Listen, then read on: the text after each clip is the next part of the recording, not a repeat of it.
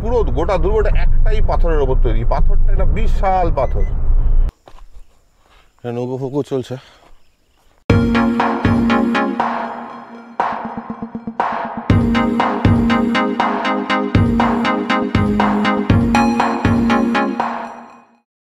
কলকাতায় যাচ্ছি বুঝলেন, তো একটু অন্যরকমভাবে। এবার বাবা মা আর গাড়িতে আমার সাথে যাচ্ছে না, বাবার আর সেই শক্তি নেই।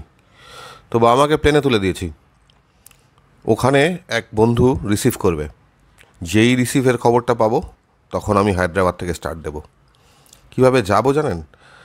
যাব হচ্ছে প্রথমে এখান থেকে যাব ছত্তিশগড় থেকে উড়িষ্যা থেকে ঢুকবো সারান্ডা, মানে উড়িষ্যার ঝাড়খণ্ড বর্ডার, তারপর পৌঁছাবো কলকাতা। তো এবার ঘর ফর বন্ধ করে দিয়েছি, এবার রাস্তায় করে বেরিয়ে যাবো। আপাতত 3 সপ্তাহের জন্য ফাঁকা ঘর দেখলে কেমন একটা লাগে, আবার যেতে ইচ্ছে করে।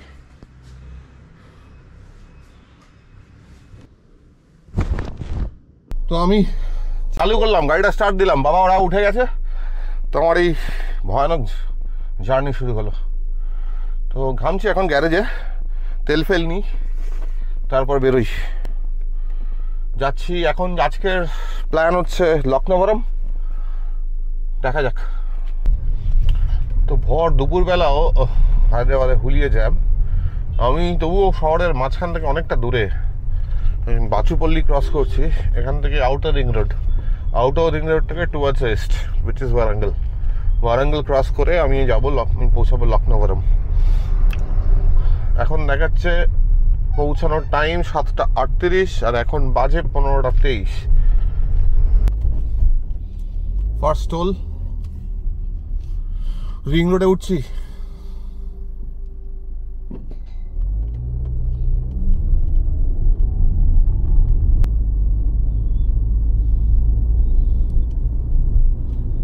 অজগর সাপের মতো রাস্তা।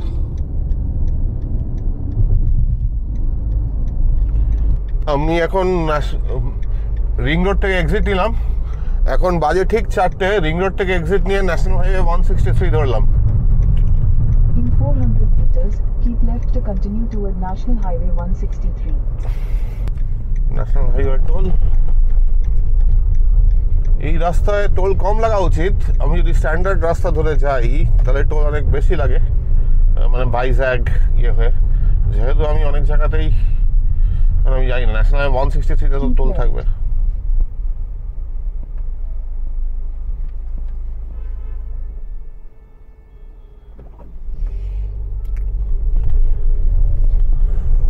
এবার আমি ঘাটকেসারের দিকে যাব। ঘাটকেসার হয়ে ভঙ্গির হয়ে বেরিয়ে যাবো towards Bastar, or for that matter এই রাস্তাতেই পড়বে আর কি। তো ভঙ্গির ঢুকছি, ভঙ্গিরের টোল ইয়াদাগিরি গুট্টা। এখানে প্রচুর লোক আবার জমি টমিও কিনছে। এই অবধি নাকি কোনো একদিন মেট্রো হয়ে যাবে, জমির দাম বেড়ে যাবে বলে কিনে রাখছে। এই যে সামনে, আমি জানি না এখনো নিশ্চয়ই দেখা যাচ্ছে না, আমি শিওর, কিন্তু সামনে হচ্ছে এই ভঙ্গিরটা ছিল কাকাতিয়াদের ওয়েস্ট মোস্ট পোস্ট একটা সময়। এটা একটা মনোলিথিক রকের ওপর একটা ছোট্ট দুর্গ।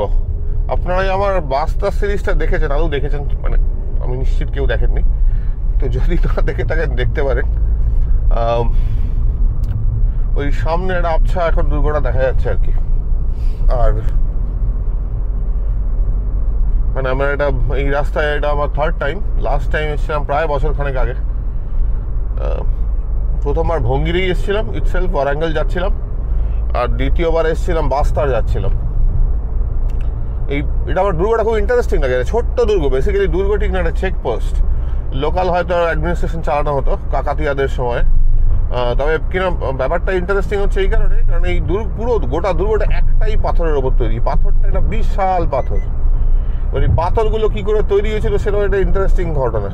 এই পাথরগুলো তৈরি হচ্ছিল পৃথিবী যখন শান্ত হচ্ছিল, যে জায়গাগুলো নরম ছিল সেই জায়গাগুলো ফাটিয়ে লাভা বেরিয়ে এসেছিল। তারপর পৃথিবীর টেম্পারেচার কমার পর এইগুলো জমে পাথর হয়ে যায়। সব পাথরই এরকমভাবেই কোথাও ড্রপ বেরিয়েছিল, কোথাও মানে ছোট ছোট পাথর হয়েছে প্রায় বিন্দুর মতো হলে সেগুলো। মানে হায়দ্রাবাদের আশেপাশে যে রকগুলো দেখা যায়, আর যেটা বড় তার মানে অনেকটা লাভা বেরিয়েছিল আর কি। তো এইটা বোঝাই যাচ্ছে এটা বিশাল একটা পাথর। সম্ভবত দেখা যাচ্ছে পাহাড়টা এখন, আমি জানি না ক্যামেরা দেখা যাচ্ছে কি যাচ্ছে না, হয়তো যেতেও পারে, সম্ভবত দেখা যেলেও যেতে পারে পাহাড়টা, যাই হোক নাকি গাছের আড়ালে চলে গেছে। তো ঘটনা যেটা সেটা হচ্ছে যে দেখা তো নিশ্চয়ই যাচ্ছে না এখন, পরে একবার গেলেও যেতে পারে, একটা ঝলকা দেয়। তো এটা বেশ শহর হয়ে যাচ্ছে ক্রমশ অ্যাকচুয়ালি। আসলে আমার যেটা মনে হয় কাকাতিয়াদের রাজধানী ছিল ওয়ারাঙ্গল, রাইট, অ্যাবাউট 1200 শতাব্দীতে।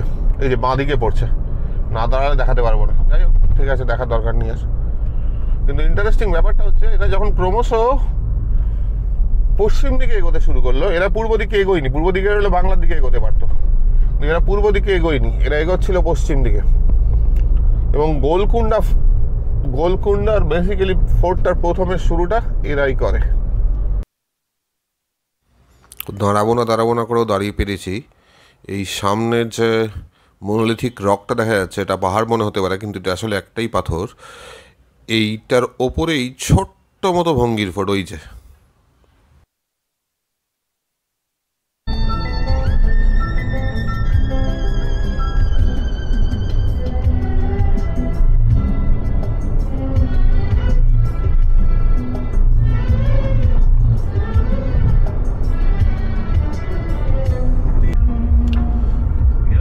সন্ধে হয়ে আসছে, আকাশে একটা ঝাপসা ব্যাপার। আমি এসছি 123 কিলোমিটার, 126 সরি।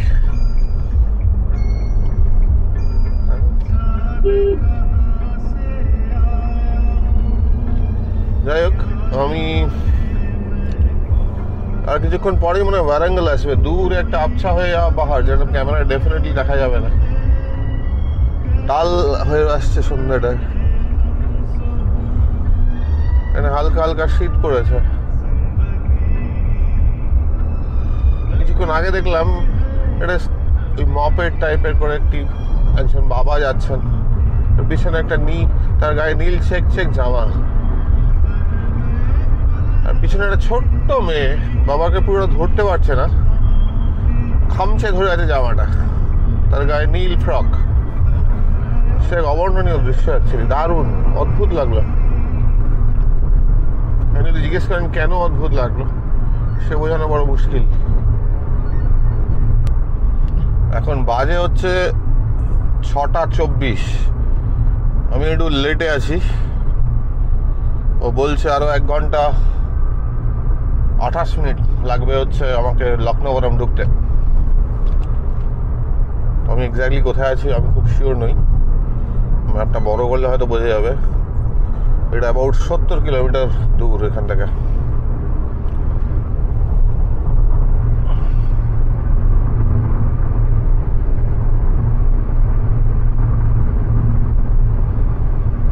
অন্ধকার হাইওয়ে,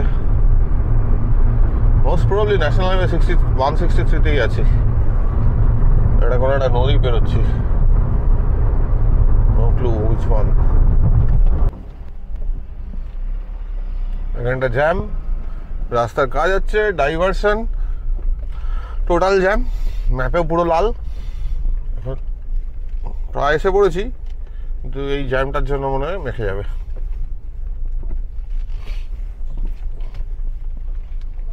পুরো টোটাল জ্যাম।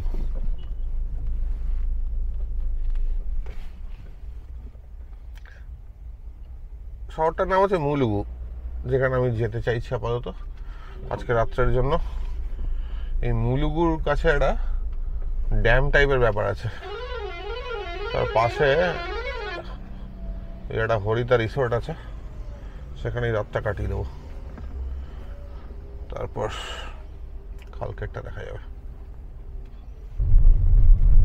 যেমন ওই মুলুগুর বাজার, ধুলো দেখেছো? ধুলো, আনবিলিভেবল ধুলো। রাস্তা হচ্ছে, কি রাস্তা হচ্ছে ভগবান জানে, রাজপথ হচ্ছে, নিশ্চয়ই হবে, ভালো কিছু হবে। প্রবল ধুলো, পুরো ধুলোর ঝড় বইছে। দোকানগুলো নিবু বেশ কিছু দোকান আছে, কিছু ডাইভারশন। 30 দেখাচ্ছে 30 কিলোমিটার রাস্তা যেতে 50 মিনিট লাগবে। ঝামেলা অ্যাক্সেস তো একটু বেটার রাস্তা পাওয়া গেছে, একটা জনপদ টাইপের। তো কি আমি জানি না, আমি দেখতে পাচ্ছি না নাম ফাম।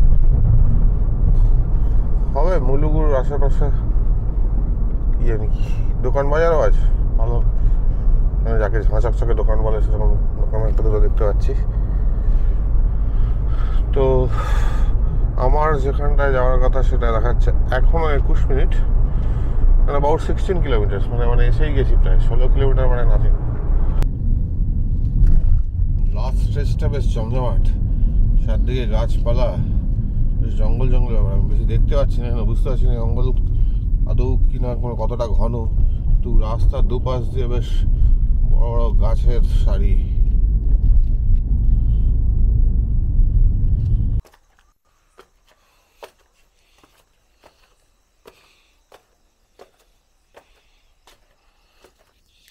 घर पे ये रूम है।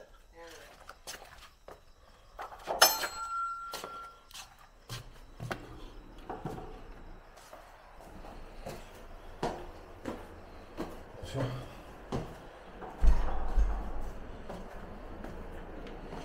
ओके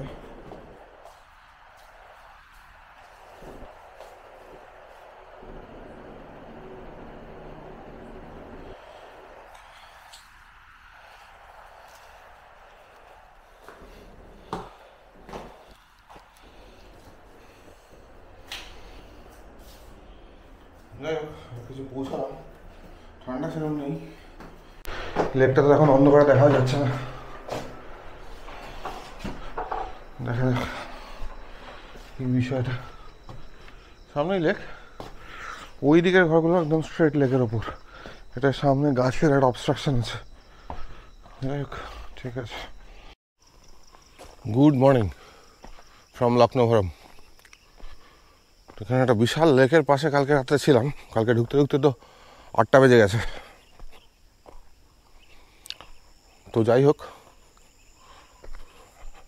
এটা বিশাল লেক, নৌকো ফৌকো চলছে দেখা যাচ্ছে।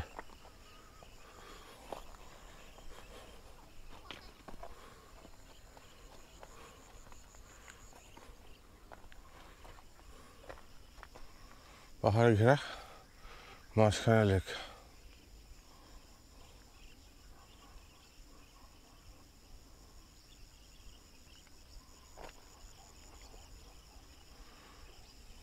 পাখি ছাপ দিচ্ছে।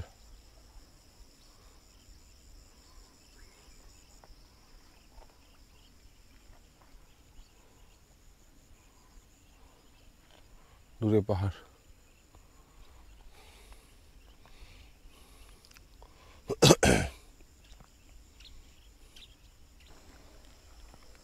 ওদিকে যাই, এটা আছে এখানে,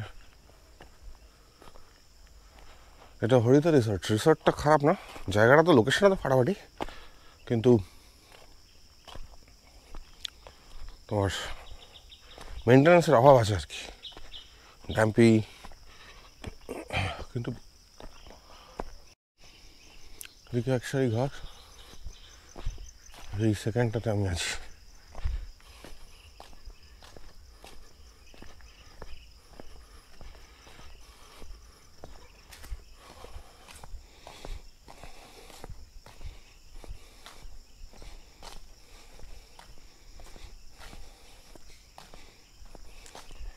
আর এই দিকের ঘরগুলো পুরো জলের পাশে।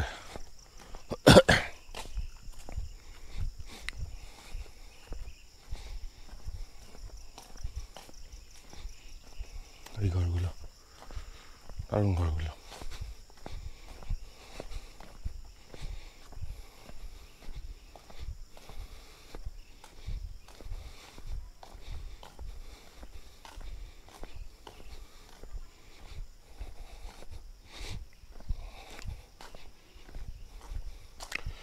এখানে কি হলে এই ঘরগুলো নেবেন, বেটার ভিউ।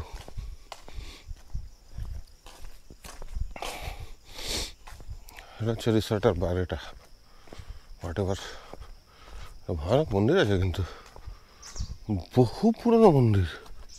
My goodness.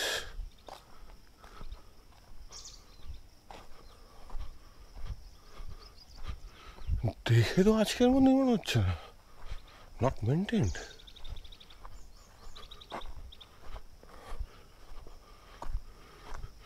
এই অ্যাবসলিউটলি কাকাতিয়াদের সময়কার মনে হয়, পাথরের ধাঁচ ফাঁচ দেখে তাই মনে হচ্ছে।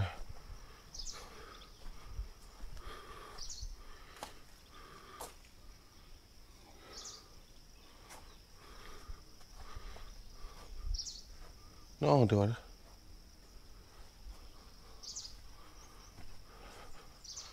কোনো রেস্টোরেশন হয়েছিল কি?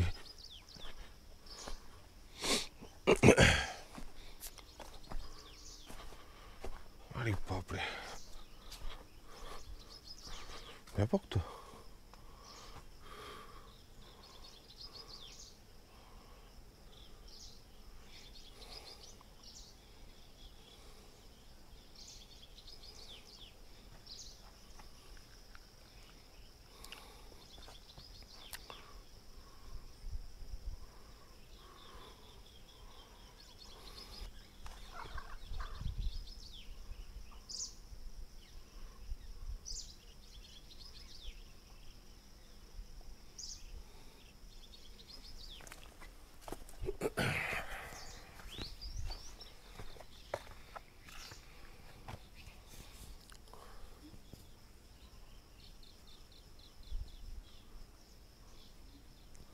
তো এই জায়গাটায় যারা আসতে চান, এটা অ্যাকচুয়ালি যদি আসেন ওয়ারাঙ্গল টার্গেট করতে হবে। ওয়ারাঙ্গলের পর একটু এগিয়ে আর কি, মানে হায়দ্রাবাদ থেকে একটু ইস্টের দিকে যেতে, ওয়ারাঙ্গল পেরিয়ে একটু পেরোলে এই জায়গাটা আসে।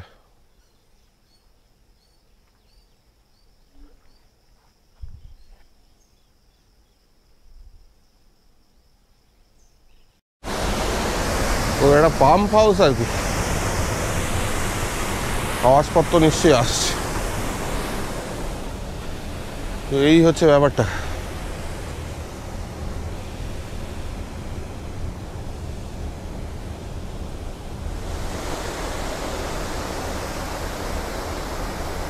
তো যা বলছিলাম, কি করে আসবেন, আসতে পারেন এইভাবে, হায়দ্রাবাদ থেকে ওয়ারাঙ্গল আসতে পারেন, যে কোনো ট্রেন বা বাসে, বা গাড়ি নিয়ে আসলে তো গাড়ি নিই।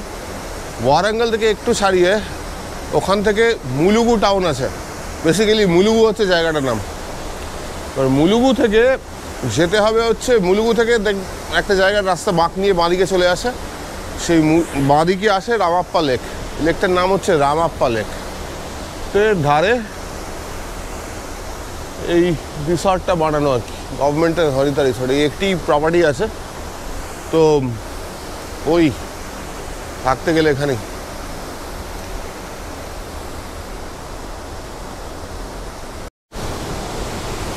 এই যে পাম্প হাউস, আমি পাম্প হাউস ফেলে এবার এগিয়ে যাই, বিল ফিল মিটিয়ে বেরোতে হবে, না বেরোলে আবার ওদিকে একটা মিস করবো, হয়তো সবই মিস করবো আর কি। তবু চেষ্টা করা যাক, 12টা মধ্যে যদি ঢুকতে পারি। জানি না পারবো কিনা, অনেকটা রাস্তা, প্রায় 250 কিলোমিটার ওপর রাস্তা আছে।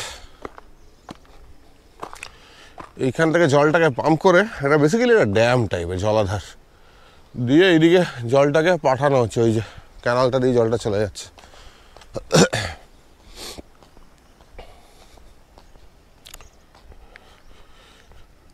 সেমি ন্যাচারাল ফর্মেশন, পাহাড় নিয়ে ন্যাচারাল ফর্মেশন বলে এই বাঁধটুকু দিয়েই, যে আমার পিছনে বাঁধ দেখা যাচ্ছে, বাঁধের ওপর রাস্তা, এই বাঁধটা দিয়ে দিলেই ড্যামটা তৈরি হয়ে গেছে।